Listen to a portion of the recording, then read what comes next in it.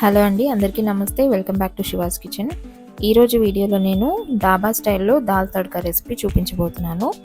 ఇది రోటీస్లో, నాన్స్లో చాలా టేస్టీగా ఉంటుంది. రైస్లో కూడా చాలా బాగుంటుంది. సో లేట్ చేయకుండా దీనికి కావాల్సిన పదార్థాలు ఏంటో, తయారీ విధానం ఏంటో చూసేద్దాం.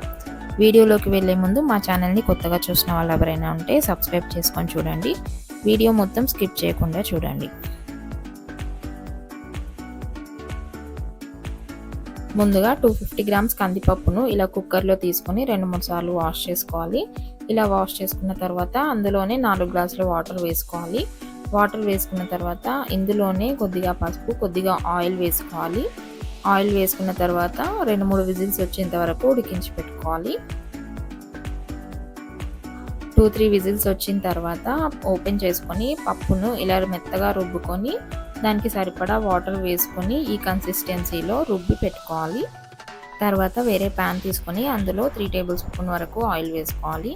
ఆయిల్ వేడయ్యాక అందులోనే 1/2 స్పూన్ జీలకర్ర, 1/2 స్పూన్ ఆవాలు, 2-3 ఎండుమిర్చి, కొద్దిగా పచ్చిమిర్చి, కొద్దిగా కరివేపాకు వేసుకొని ఇవి ఫ్రై అయిన తర్వాత ఇందులోనే మనం సన్నగా కట్ చేసి పెట్టుకున్న 2 మీడియం సైజ్ ఉల్లిపాయ ముక్కల్ని వేసుకోవాలి. ఉల్లిపాయ ముక్కలు గోల్డెన్ బ్రౌన్ కలర్ వచ్చేంత వరకు ఫ్రై చేసుకోవాలి.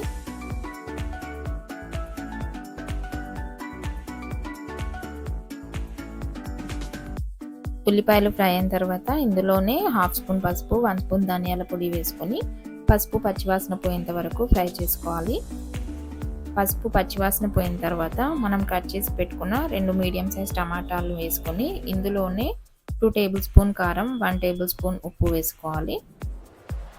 ఇలా వేసుకున్న తర్వాత టమాటా మెత్తబడేంత వరకు ఉడికించుకోవాలి. ఇలా టమాటా మెత్తబడిన తర్వాత ఇందులో మనం ముందుగా ఉడికించి పెట్టుకున్న పప్పును వేసేసుకోవాలి.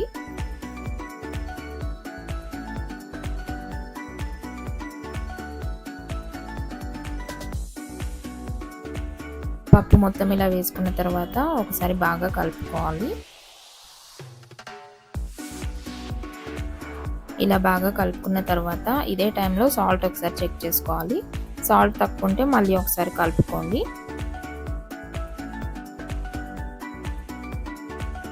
తర్వాత 2-3 నిమిషాలు పప్పు ఇలా ఉడికేటప్పుడే ఇందులో మనం కట్ చేసి పెట్టుకున్న కొత్తిమీరను కూడా వేసుకోవాలి. కొత్తిమీర వేసుకున్న తర్వాత ఒక 2-3 నిమిషాలు మరగనివ్వాలి. మరీ ఎక్కువగా కూడా మరగనివ్వకండి, లేదంటే చల్లగా అయిపోయిన తర్వాత గట్టిగా అయిపోతుంది. మీకు ఏ కన్సిస్టెన్సీలో కావాలో ఆ కన్సిస్టెన్సీ వచ్చేంత వరకు ఉడికించుకొని స్టవ్ ఆఫ్ చేసేసుకోండి. తర్వాత చిన్న ప్యాన్ తీసుకొని అందులో 1 టేబుల్ స్పూన్ ఆయిల్ వేసుకోవాలి. ఆయిల్ వేడయ్యాక ఇలా మనం కట్ చేసి పెట్టుకున్న గార్లిక్ ముక్కలు, ఉల్లిపాయ ముక్కలు కొద్దిగా వేసుకొని ఇవి కొంచెం బ్రౌన్ కలర్ వచ్చిన తర్వాత ఇందులోనే చిటికెడు కారం వేసుకోవాలి. ఇది ఫ్రై అయిన తర్వాత మనం ముందుగా ఆఫ్ చేసి పెట్టుకున్న పప్పు పైన వేసేసేయండి. ఇలా వేయడం వల్ల పప్పుకు ఎంతో ఫ్లేవర్ వస్తుంది, చాలా టేస్టీగా ఉంటుంది. అంతేనండి, ఎంతో టేస్టీ అయిన దాల్ తడకా. ఈ రెసిపీ మీరు కూడా ట్రై చేసి ఎలా వచ్చిందో నాకు కామెంట్ బాక్స్లో పెట్టండి. ఈ వీడియో కనుక మీకు నచ్చినట్లయితే లైక్ చేయండి, షేర్ చేయండి, కామెంట్ చేయండి. మరిన్ని ఇంట్రెస్టింగ్ రెసిపీస్ కోసం మా ఛానల్ని సబ్స్క్రైబ్ చేసుకోవడం మర్చిపోకండి. పక్కనే ఉన్న బెల్ ఐకాన్ నొక్కడం కూడా మర్చిపోకండి.